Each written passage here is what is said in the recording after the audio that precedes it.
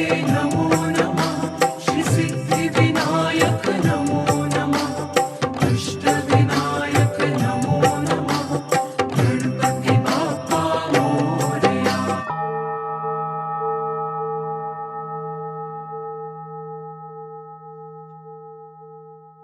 So, Dr. Stephen Porges, world-renowned for the polyvagal theory, one of the most daunting guests I think I've interviewed. Incredibly well-known and incredibly scary to that end, but like so often happens, he turned out to be so humble, kind, and down-to-earth, in fact. And I tried to prep my best I could, get my head around the ideas of polyvagal theory, related to this sympathetic and parasympathetic nervous responses with the vagus nerve that runs down from the brain, I believe, through the face, down around the heart and into the abdomen. But, well, to semi-avail, it's a complicated subject, which actually in the podcast he breaks down incredibly simply, in fact, incredibly clearly, incredibly practically. So really is one of my favorite podcasts to date. It's a very interesting subject with this vagal tone that sends messages through the face. So actually we talk quite practically about the signals that are conveyed in the individual's responses that you see, and how we don't exist as isolated chunks of meaning as individuals, but we actually co-regulate. So we co-regulate our emotional states, and a lot of this is subconscious through facial gestures, tone of voice, and such. Anyway, we cover much in this short interview, a lot indeed. And most interesting for us, perhaps, Stephen really emphasizes the importance of breathing patterns in terms of vagus stimulation, which I didn't realize. So it's worth attending to that during the end of our podcast. As normal, if you've enjoyed this at all, please donate. Any amount's great. And also give us a review on iTunes and let us know what you thought of the podcast. Give us your thoughts, feedback and responses so I can do better in the future. Anyway, I hope you enjoyed this interview as much as I did. Really a pure honor to have Stephen on the show, and I'll leave it there and introduce Stephen now. So welcome Stephen to the Keen on Yoga podcast.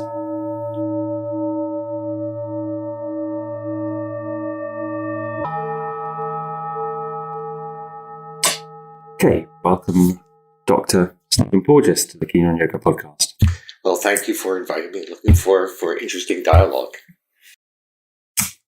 Thanks for coming. I've been waiting. I approached you, I think, 6 months ago, so at least 6 months ago, so I'm really excited to have you. So, I mean, can you just give a basic overview of the polyvagal theory as maybe as it relates to, or might relate to, yoga, in the practice of yoga, which is generally our audience here. Great. Yeah. Well, first of all, let me give you a little, at least initial introduction here in saying that it's the least liked question. I mean, of all the questions I've ever been asked, it's to me the least interesting because it basically forces me into literally almost scripts or unfolding of things. So to enable time for other questions to occur, I would basically say polyvagal theory gives us an understanding that our physiological state, the state that we're in, affects how we relate to the world, how we are accessible to others, how sociable we are, how we interpret cues as whether they're safe, neutral, or even threatening. And they could be the same cues, but based on our bodily state, we're going to have a different reactivity to this, different processing. So in the world of yoga, or in the world of actually going to move it well beyond yoga, in the world of any type of interaction in which there's a transfer of information or communication between two individuals, the individuals have to have physiological states that enable their bodies to have a degree of accessibility. Now, in the world that we're in, those become kind of obtuse types of statements. But if we say that the person is present with us, so like in the world of yoga, we might use terms like being present, being mindful, being engaged. That's really a product of our physiological state.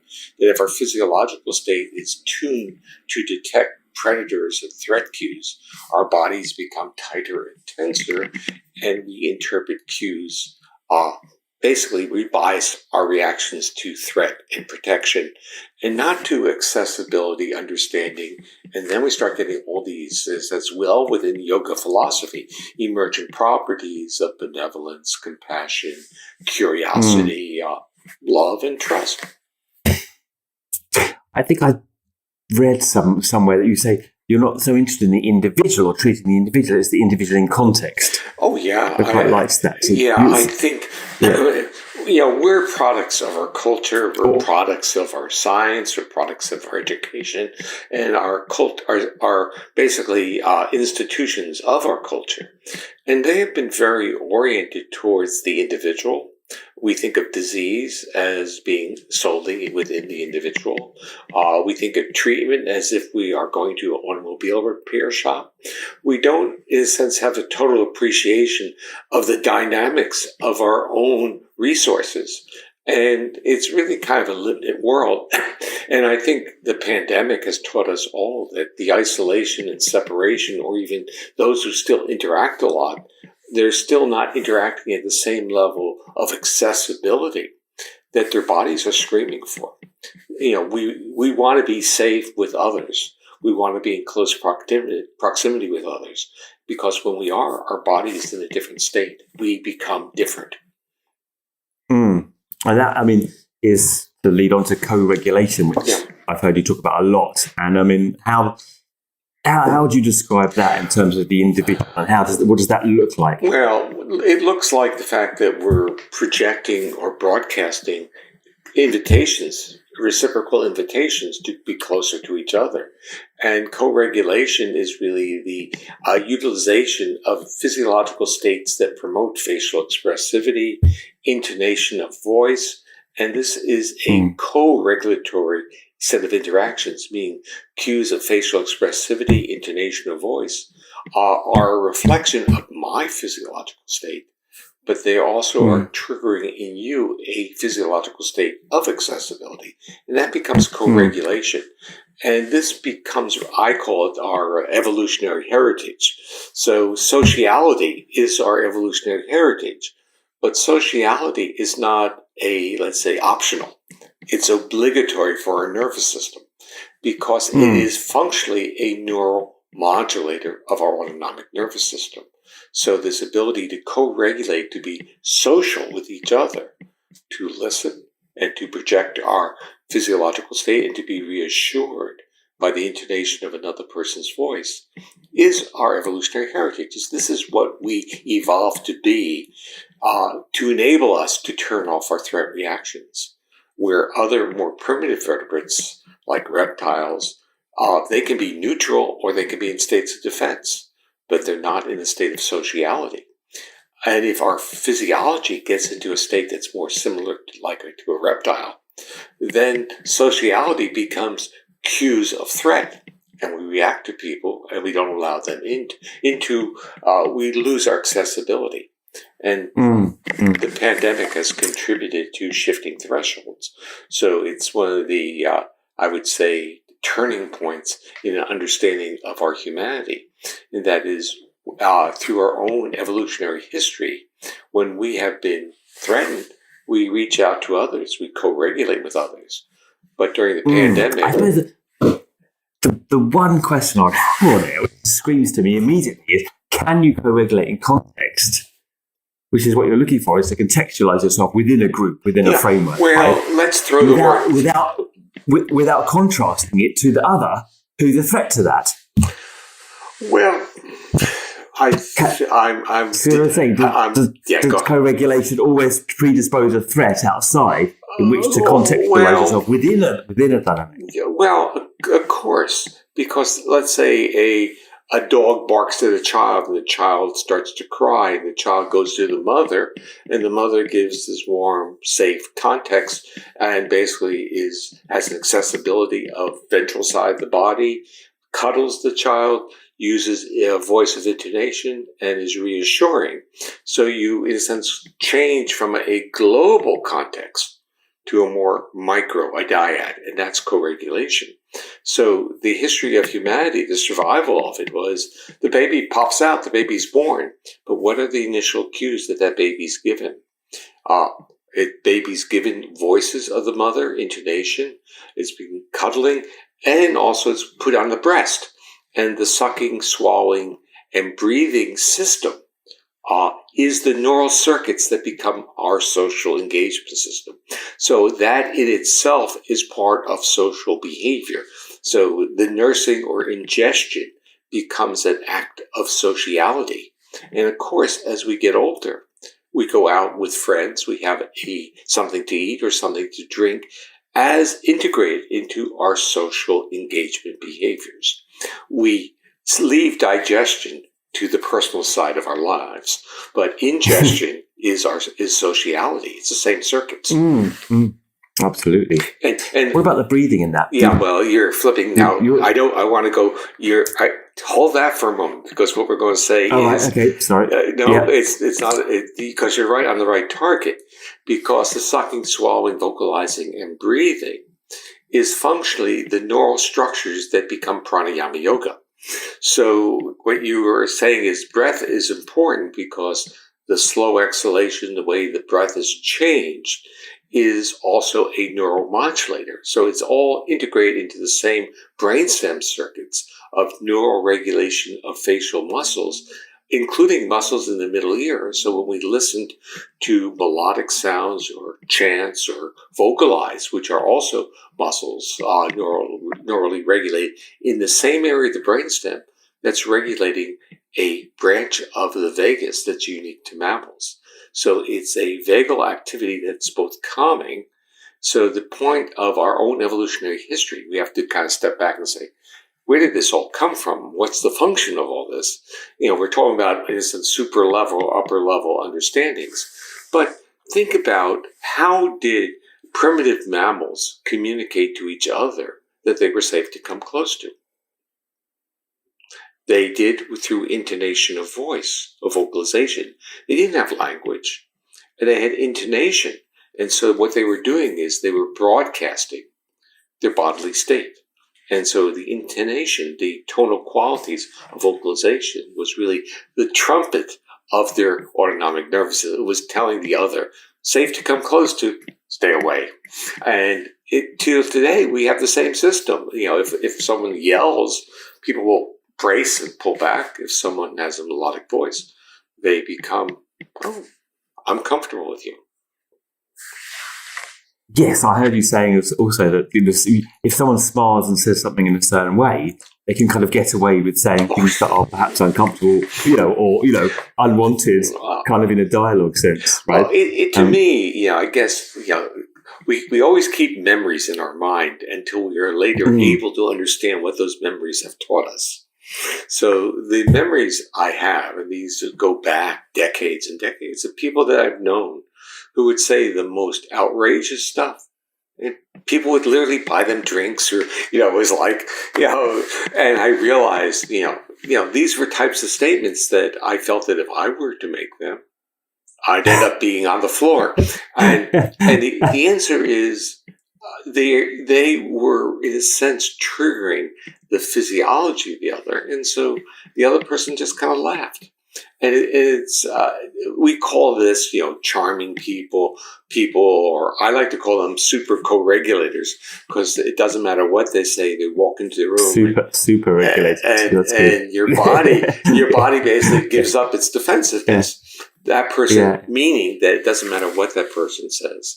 The intentionality is not being conveyed that that's a hurtful person. I'm sure you probably don't want to, but could you talk a little bit more specifically about the vagus nerve and the regulation of the system? Yeah. And the exhale, I think you say something about how it's stimulating the heart. The heart, like the exhale stimulates, doesn't stimulate the heart. Well, it regulates the heart. And so, so let's kind of build the model for a moment. The vagus is this very, very large nerve that exits our brainstem and goes to virtually every organ in our body. The interesting part, and this is where polyvagal comes into it. Polyvagal means many vagi. So in a sense, there are more than one branch of the vagus embedded in that nerve. So it's a reconceptualization of, I would say, the naive information that we learned. And that was, we learned that it was an integrated nerve, and the nerve had certain functions. And we didn't ask the next level question: where did the wires come from? So, and the interesting part is the wires in the vagus come from different areas of the brainstem. They don't come from the same area. And one area of the brainstem is called dorsal, meaning the back part of the brainstem. And this area is basically shared as a primary vagal regulating pathway in virtually every vertebrate. So it's a very old, and we have it, and it's kind of been repurposed from ancient vertebrates to modern social mammals. But something interesting occurred along this phylogenetic journey. So now we have to get excited about the phylogenetic journey, because what is different between the asocial reptiles and social mammals? There was a repurposing of the autonomic nervous system, and a branch literally migrated from that dorsal area. The cells start there, and they move forward ventrally to an area of the brainstem that controls the muscles of the face and head, the ventral vagal complex. And this, to me, is, in a sense, the breaking of a code, because suddenly the facial expressivity, intonation of voice, the ability to extract voice from background sounds are all integrated with that vagal regulation of the heart. Then we can start getting into what else do we know? We know that that pathway is actually activated or becomes stronger during exhalation, so we can calm our bodies down through extending duration of exhalation. And of course, there are yoga breathing patterns, and you can energize your body through systematic withdrawal of that vagal break through extending inhalations and reducing duration of exhalations.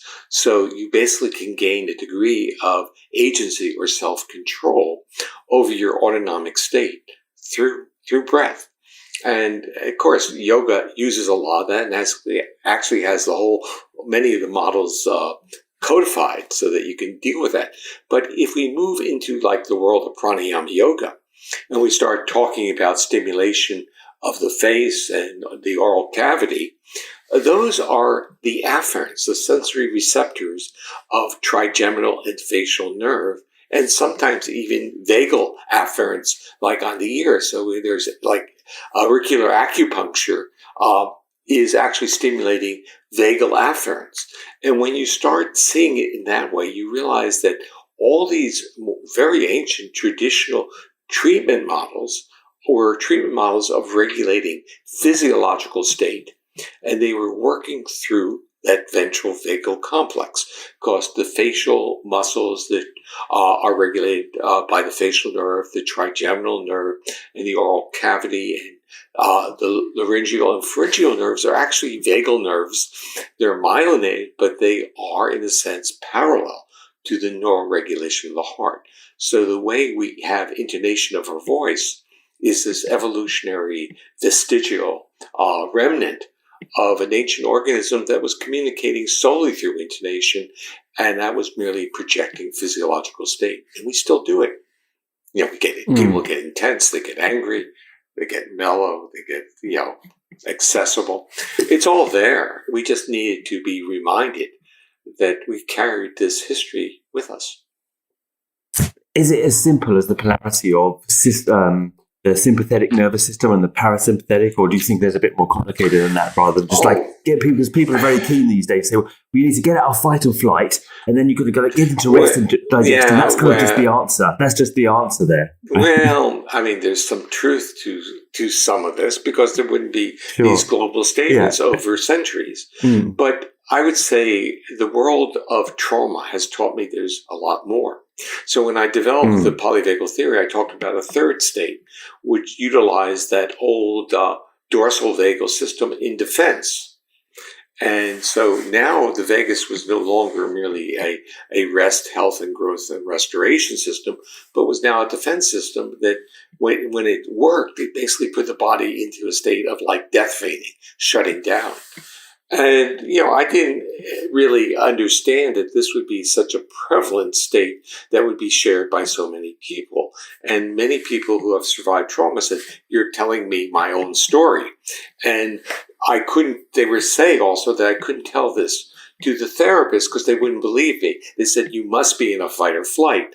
And so you now get into a argument of the validity of your own feelings. You lost your voice. So polyvagal theory gave voice to those who had gone through life-threat situations. And there are many people who have experienced it, not everyone, but people have shut down. And, it's seen. The reason it was of interest to me is I was doing research on basically newborn babies and preterm babies. And when they have difficult deliveries or preterm, they don't have this new mammalian vagal system's not working. And so their heart rate is really being regulated a lot by the sympathetics, and they get higher heart rates. But when their bodies basically crash and they can't maintain that metabolic output, they go into that dorsal conservation level. And what they call this in the neonatal intensive care units, death spells. And literally, the babies basically start to, they're not getting enough oxygen to their brains when their heart rates go that slow. They're basically becoming reptilian-like. And reptiles can do things like this very well because they don't need much oxygen. But mammals need a lot. So recruiting that ancient reflexive circuit has adaptive functions, but it also carries with it a degree of lethal vulnerability. So basically, what you're talking about is a frozen state that we see quite often in people that have had trauma. It's a good word that you brought up because it's not just frozen. Sometimes it's limp and totally immobilized. Disassociated. Yeah, well, it gets complicated. Yeah. So if we think of it as our experiences are a product of life experiences and let's use this term, an intuitively intelligent nervous system that has one motivating function: keep us alive. So its initial reaction to a life threat stimulus might be to shut down, defecate, pass out. But that in itself has its own risk factors because it reduces oxygen flow. You can get hurt, and there's a degree of vulnerability of being in that immobilized state. So the nervous system recalibrates and then creates what I call a hybrid state, utilizing sympathetics with that dorsal immobilization, and that gets you frozen. So frozen has muscle tone, so you don't pass out, but it keeps you from moving. So it has both the positive one of immobilization and the positive one of not passing out. And then over time, and this is really with people with severe histories of abuse, the nervous system gets even smarter and says, don't even go into that state, just go someplace else. So in a sense, it says dissociate, break down, don't experience what your experience is, fragment your sense of self. And I think we have to, in a sense, honor dissociation as a successful nervous system in dealing with a really devastating contextual world, that the nervous system is doing its best. And again, I think the pathway through healing and recovery is really a pathway of honoring what your body has done, as opposed to going through and saying, oh crap, look what I've done again. I've snapped out. This is not valid. Yeah, absolutely. I was going to say, you use some great terms. I was looking at something you'd written and talking about feeling real and present. And you also talk about kind of in trying to get back to endorsing the feelings that are actually in the body, some neural exercises. So on a practical level, like, how do you get from the frozen, and I would like to know this myself, how do you get to the frozen state to accepting and endorsing the state that is in the body? Okay, so the pragmatic simple one is that this is a hierarchy, and that if you can co-regulate and socially interact and utilize the social engagement system, everything's going to be great. It doesn't quite work that way because we have smart nervous systems, and people carry with them an embedded knowledge of their own history. So what it really means is that if they're in these states of being frozen or defensive, let's just say their body and their autonomic nervous system has been repurposed and retuned to be defensive. Not bad if you're in a threatening environment, but not very good to develop friendships, social relationships, all the things that we put up there. And so what's our strategy? Our strategy is pharmaceuticals or something like that. numb the system out even more, and then it won't bother you. But the real issue is the body will find a way to protect you. And so it's going to, in a sense, the drugs may work for a while, and then it just won't work. So the way out of this is to start with is knowledge. Because we're a smart organism and we have top-down pathways and bottom-up pathways. The bottom-up are always going to win. So in a sense, if we feel threatened, we're always going to feel threatened, and we should not try to top-down the threat. But we can top-down acknowledge and honor those threat reactions, and we can start understanding what it is our body's doing, and we can titrate. We can say that, okay, I can handle a little bit, and now I have to withdraw, my body recovers.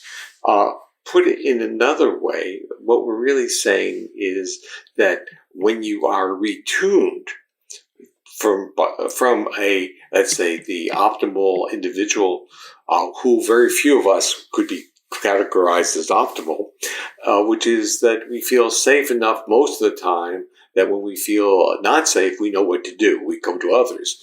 In fact, most of us feel that we're under fire a lot of the time, and we don't really have the moments to turn off the defense that our body is screaming for. And I think yoga has become one of these self-selected strategies to try to turn off the fire, to try to say, I need some moment or times where I'm not in great states of threat. The critical point is that feelings of safety. So if we thought this was a simple story, we basically say, give people essence of safety and trust and everything will be fine. The answer is that if you carry with you a retuned system that is constantly looking for threat, cues of safety become cues of threat, because cues of safety are cues of vulnerability, accessibility. Right. And if we even talk to people, or I should say, what I have talked to and I've learned from those who've had trauma histories, and what I've learned is that safety can be a powerful trigger of this vulnerability. So when a person has a severe trauma history, who was the predator? Who was the inflictor of the pain? Frequently, someone whom they had trusted, and they let that person into their life, and their nervous system is smart because it basically says, done that, don't want to do that again.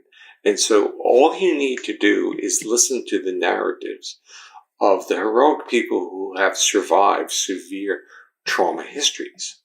They have a dream, and the dream is to be safe in the arms of another. So the dream is there, the top-down vision is there. But when they start getting in proximity with another, or someone tries to come close to them, their bodies react and they become defensive. So it's not like their intention isn't to have that relationship. Your body says, too close. And so the real understanding of moving into this is really a gradation of understanding what your body's doing, and then literally a neural exercise plus psychoeducational learning that those triggers are not valid. So it's like, okay, you're coming close. I really, I trust you. All this. Come close. That's all I can handle today. Maybe we can handle a little more tomorrow. And in a sense, that's what therapy does. It says, really, that's what trauma therapies are doing. They're saying, experiences aren't bad. The reactions of defense aren't bad, but they can't dominate every moment. Where do we start? Bottom up or top down? We basically throw away those terms. Right. You see, we're locked into this dualistic world of approach when we're really talking about dynamically interacting parts of a system. So we're locked into like mind, body, and the notion it's all in your head, and the separation between mental health and physical health, when in reality, there's a core process, and that is the body in a state of safety or a state of threat. And if it's a state of threat, everything else emerges from it, including organ dysfunction. So it's because the body can't take care of itself, because it's kind of like a Star Trek metaphor, and where you have to use the energy shields, but the energy shields are really wiping out your resources. And we live in a world of threat, and we're wiping out our interpersonal resources, in a sense, protecting ourselves. And I think you were saying you're not looking to make people feel safe, because how can people feel safe when there's all this threat around them? So does that expand your model to a kind of social model as well for safety? When you say, like, you can't make people feel safe when there are people with guns in the US, all around. The first part of this is that within our sciences, and let's say mental health science and physical health science, we're very confused. So we use terms like stress, but we don't talk about what it is that is optimal. We talk about removal of something. We talk about threat without talking about safety. So we make these assumptions that if we remove threat, we're safe. Far from it. Removal of threat isn't a bad thing. I'm not making that point. I'm saying it's just part of the story, and we haven't really given, let's say, enough airtime for a discussion of really the body's need to feel safe. We treat this as optional and not obligatory. And if we were to think of feeling safe merely as being the projection, our own subjective understanding of our autonomic state, then feeling safe is really saying our body's in a state that supports health, growth, and restoration. And when we don't feel safe, we're disrupting our organs. And not only our social relationship, we're disrupting our core processes. We're going to get sick. And it's not just mental illness, it's physical illness. So we've used terms like diseases of modern day, and these become cardiovascular and cancer. But what we're really talking about is the neural regulation of our internal organs has been disrupted by being in states of threat. But now let's say if we remove threat, is that enough? And I'm saying that doesn't even get us to the table. The real issue is we have to identify and understand that there are pathways of feeling safe. And that changes our culture, and it changes our world, because we now have a respect for the nurturance, what our bodies need, what the nourishment our body needs through social interaction, through co-regulation, through cues of safety. But is it feeling unsafe just an honest reaction to the world? Is it a bit of a trick to kind of like co-regulate into safety? Because you're never really safe, and then sooner or later you die. So, I mean, feeling unsafe is a reasonable response to reality, surely. I think everything, quote, is a reasonable response, because your body is telling you something. So your narrative has a lot of validity. And it also says there are cues around you that you're not getting enough of. And it doesn't mean you have to get these cues 24/7 in every environment, but you have to have the option for this. So visualize for a moment a puppy, a dog. And what do you do with the dog? Do you have a dog? No. No. But I have had a dog, so I know what a puppy is. So that's a good start.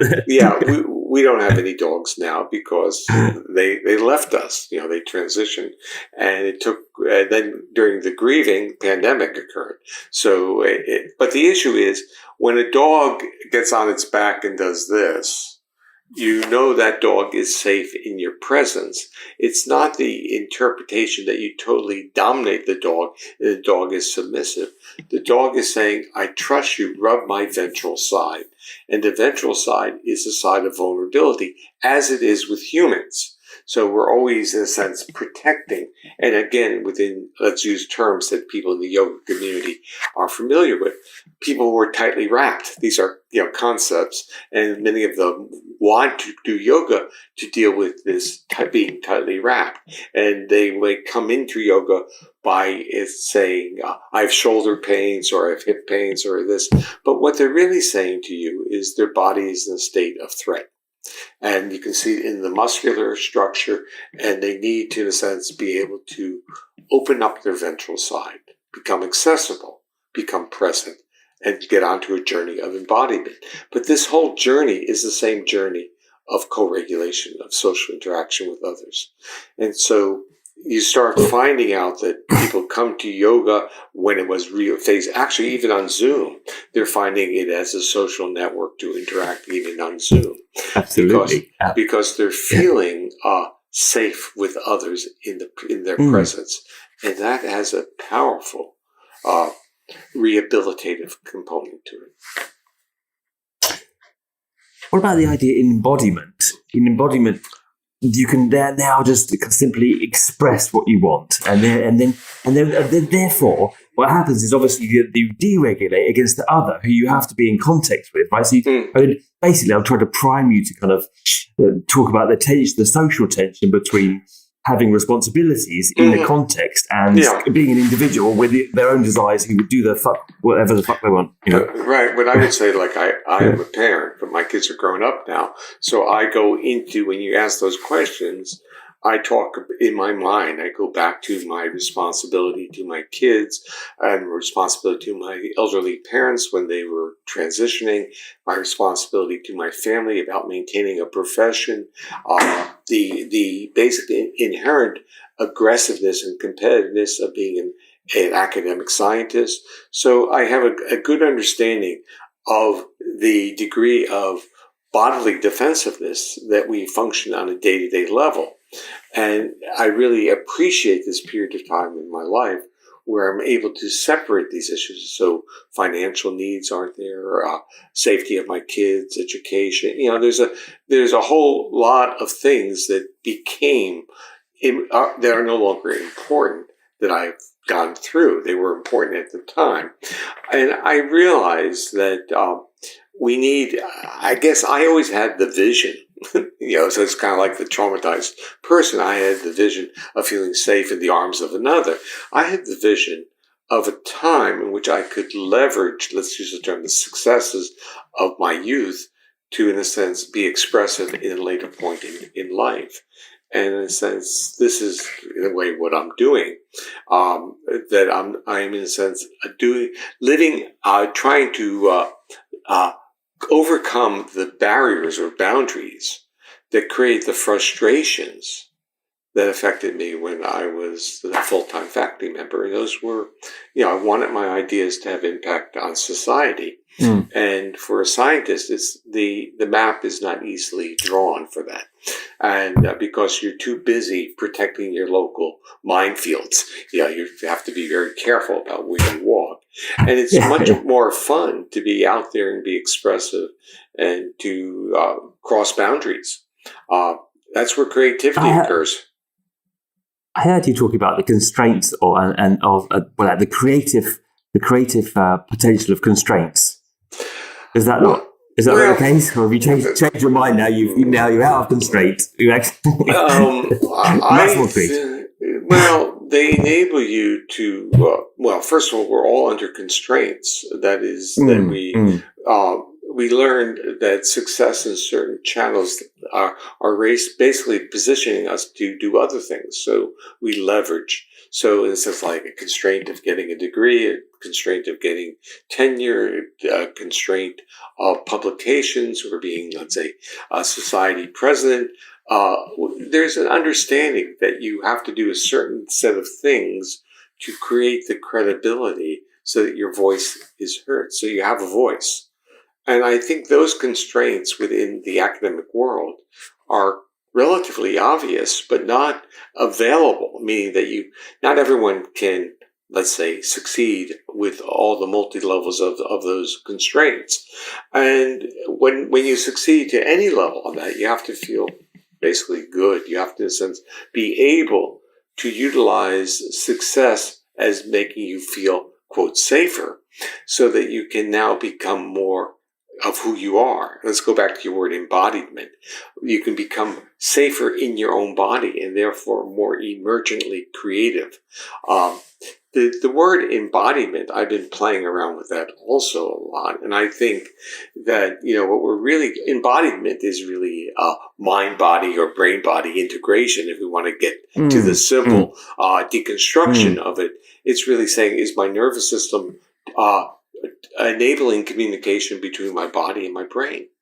And what you're saying is as under threads, there is a disembodiment, which is the breaking down of the feedback between those neural pathways. And there's a numbness, and there's a physiological and health consequences.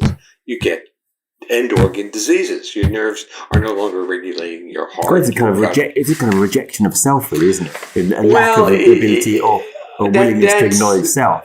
That's too negative. See, what I was originally want to say, if I just get in there a second, was it goes further than simply being a successful professor or anything like that, but simply the individual on the track of embodiment has to embody themselves in codependence, co-regulation, that's another question perhaps, but in co-regulation, so there are inherent constraints on our own happiness in embodiment, right? One might have a feeling to do a certain thing and take that as embodiment, but that's not going to make you happy if it really upsets a lot of other people around you and you need to co-regulate with those people. Yeah, well, let's leave. Okay, so if we say, can you be happy without feeling safe? So let's really say that the core is to feel safe. And then these higher level processes of happiness, and in your modeling, happiness has a co-regulatory component to it, that it's a shared experience. And I'm on board with that. I'm fine with that. That if we start thinking about self-success that can't be shared, we're in really a mess. And so, I think you're on to something. But the real part of this embodiment is really to say, I feel safe enough to engage another. It's like the traumatized individual has the dream of being held. They want to be held, but their bodies are not safe enough to allow them, to give them permission to do that. The nervous system is a gatekeeper. It's not giving them permission. And so embodiment is the first step of that permission of this more global or more dyadic relationships with other people in the world. That as we become embodied, we stretch out and interact with others. But you're asking, in a sense, I think there's a deep level question here, and that is, do we co-regulate to feel embodied, or are we embodied to co-regulate? Or are they basically, in a sense, co-occurring processes? They're certainly mutually supportive of each other. I actually, in this paper that I'm writing, The Science of Safety, I went back to a paper I wrote in the 1990s on organization of systems as a model for understanding success of premature kids. And I got at this notion of a level in which the autonomic nervous system was organized, a level in which the autonomic nervous system was now reacting to higher brain structures so that you can now suck, swallow, and breathe, and then related to motor movements so you can coordinate movement. And then finally, at level 4, to social interactions. And the model was saying that every level is dependent upon the level underneath it. So it's a hierarchical model of regulation. And in general, the autonomic regulation, this very primitive one that I'm saying is part of feeling safe, is very closely developed at the time that we regulate it, so that we have neural exercises on what we talk about: sucking, swallowing, breathing, and vocalizing. That's a neural exercise of that vagal regulatory system. And that provides, in a sense, the neural regulation for movements so that we can now engage others. And then we have the reciprocity. So they're, in a sense, sequentially developed, but I'm not sure about, it's almost like saying we have maturational benchmarks, but the time between those benchmarks can be blurred all over the place. It's just, to get to one point, we have to have this other point on board.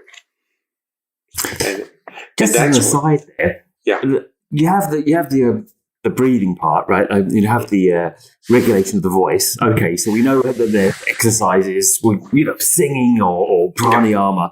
Do you have, just pops up in my mind, do you have any ideas for the sucking, swallowing part of it? Well, eating. Babies do sucking as well. Yeah, no, but one can eat in very different ways, right? Have you ever thought of that? not too much, but mindful eating being important, or something like that. I'm thinking. I will tell you what I did think of. I started thinking about eat without chewing. Yeah, well, I started thinking about people with eating disorders, and if they had quote eating clubs in which they were, in a sense, on let's say Zoom or even just the cell phones, and could eat whatever they wanted, but they had to, in a sense, interact with others while eating. What would happen to the amount of food that they took in? Super. And my guess would be that it would go down. So the issue is neural exercises of talking and social interaction are affecting the same system of suck, swallow, and breathing. I think I think this becomes part of a lot of, I would say, more ancient strategies of pranayama yoga, where they were actually outlined the neural path, metaphorically, the neural pathways that are involved in those structures, including oral motor stimulation. The tongue being moved back and stimulating the roof of the mouth or going into the nasal pharynx. So these, in a sense, radical procedures are such powerful neural exercises. So they're all there, is what I'm really saying. The question is whether we tap into them and are we instructed well enough to utilize them. A couple more short questions. What's the difference between codependence and co-regulation? Well, the codependence world is, you'll end up talking to the people in the addiction world. So the co-regulation is this positive one of mutually optimizing physiological state. In a sense, moving people into states of feeling safe with each other. And that's how it... I suppose the idea finally is to self-regulate. Co-regulation leads to self-regulation, or do we constantly have to co-regulate? Well, it's probably a better question than you think it is. It's a really good question because, again, our culture places so much emphasis on the individual, and so self-regulation becomes what people talk about, especially in school systems. But self-regulation is derivative of a system that has a good history of co-regulation. And that history of co-regulation enables self-regulation through interesting alternatives.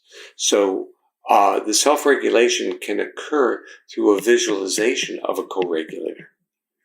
So you might be, in a sense, have a bad day and you sit down in your room and you have a visualization of someone that you feel very comfortable with, and you have a smile, or, and your body calms down, because now the top-down system is your co-regulator of that bottom-up feeling. And that's part of an embodied state, that you're now embodied to utilize these resources.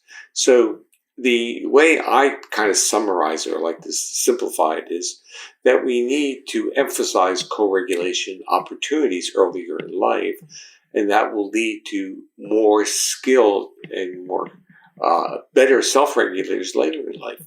And they will have, in a sense, mental images of co-regulatory experiences to pull down. And I also think we don't need too much opportunity to co-regulate. But we do need opportunity. So the issue is when someone needs to talk or be with someone, we have to be very appreciative, and we can't say not now, not now. So it was like understanding that moments of reciprocity don't need to be long, but they need to be there. So it's like when now people text, and I used to ask in my workshops, how long can your body, your nervous system, tolerate a latency from a text to a response? How long can you handle? That's good. And everyone knows what I'm talking about, is that the narrative starts to change. Yeah. Narrative starts to change. Depends what you're asking for. It is. Yeah. The narrative changes as the latency gets longer and longer. Yes. What about... You'd speak about witnessing, or you understand what I'm saying? That rather than this tendency of co-regulation, we co-regulate. So someone's saying that they're telling me their problems or their issues, and I ought to try and solve it, or or get rather empathic, get very empathic and involved in the issue. And you actually talk about that being, re-traumatizing the victim. I thought it was very interesting. It can. Yeah, it the can. idea of just simply witnessing, acknowledging, and I think I think we are poor witnessers as a culture. That is that we're so attuned to try to fix the wrong. We view that as a moral imperative. And the point is that someone who has been wronged or injured, they want to be heard. They want to be witnessed. And they don't want a judgment made about their experience. They want to be able to have a voice. And I think we've done a horrible job in terms of doing this, including many of our, quote, intervention models, which claim that they're compassionate-based or empathy-based. And the other issues, I distinguish between empathy and compassion, and my distinction is not consistent with many of my colleagues, at least in the clinical world. I see empathy from a laboratory and a science perspective as a mirroring of the other person's emotion, and compassion as being much more of a supportive, respectful, and witness of the other person's emotion. And I think they have different impact on the individual. And again, I've learned so much from those who have survived severe trauma. They say they don't want to tell their story for fear that it will hurt people. They don't want to see the pain in other people's faces. They don't want to feel that people should be outraged and want to fix it. They want the feeling of support and to have their voice heard. And I think we have to hear. We have to be respectful and be a good witness. What's the relation of shame to that? I mean, how do you get out of that loop? This is my last question. I really wanted you to say something. Could you speak nicely about shame and the ideas of kind of just acknowledging the states in the body? I think if we are good witnesses, I think shame dissipates on its own. The shame becomes this interpretation and a sense of responsibility. It's almost like we have to justify our narrative, and we end up saying that we failed, and we have to, in a sense, honor what our body has done. So the antidote to shame is to honor the nervous system. And the other part in understanding that is to take away, at times, the agency of what our body has done, rather than say, I wanted to do that. This is what my body did for me, and I'm honoring this. It's like the rape survivor who hasn't fought back, and they're living with the shame that they didn't do something. But let's use this term, they survived, they weren't killed, and their body made a decision that was outside the realm of their consciousness. And they have to honor that. It's not that their body was doing something bad to them. It was doing something, trying to save them. And if they fought back, they could have been killed. So we have these narratives that we play with, but we stop the narrative and say, let's witness what our body has done. Let's be a good self-witness. Let's deal with self-compassion on that level, and let's honor that. And then the shame takes on a different valence. It becomes the intensity, because the shame is usually structured in terms of others' expectations of us. And once we give that up, that it's not me, it was not my intention, then the shame should dissipate. Stephen, there's no good place to end this, really. So I'm just going to ask you a really stupid question to end it all, which I wasn't going to ask you at all. But I ask it to all my regular yoga guests. So I'll ask it to you as well. After this deep dialogue, can I ask you, what can you tell me something that inspires you? It can be a book or a place or a person. And can you give me one guilty pleasure? And don't worry about the word guilty, but you know what I mean. Like, something you like, a silly, trivial pleasure. Okay, so I would say that during the pandemic, there's certain things that I've learned from listening to my body. And that is, we live oceanfront, and I've really learned that I really love to sit on the deck listening and watching the waves. And the guilty pleasure is in my hand that I normally, it's a cup of coffee sitting out there listening to the waves. So I enjoy the passive aspect of being around a living system, which are the waves and their trees in the backyard and birds and squirrels. I like the feeling of being part of that. Much more than I enjoy, let's say, walking on the beach or being in the water. So it's like I'm in a sense observing, and it's enveloping around me. So so it's like we're all part of this together. And I think there's a not just a biological, there's an organic sense of connectedness when you're near the ocean. It's a very interesting feeling, and that's why humanity has really gravitated to the borders with the ocean around the world. Also, the kind of expansiveness as well. I mean, I'm right by. I mean, I could point the camera. I can see the sea here as well in Marseille, and this is expansive. The vista and the long sight, the ability to have long sight, so you're not focusing kind of on the short sight. When you reach your eyes, there's something about that perspective.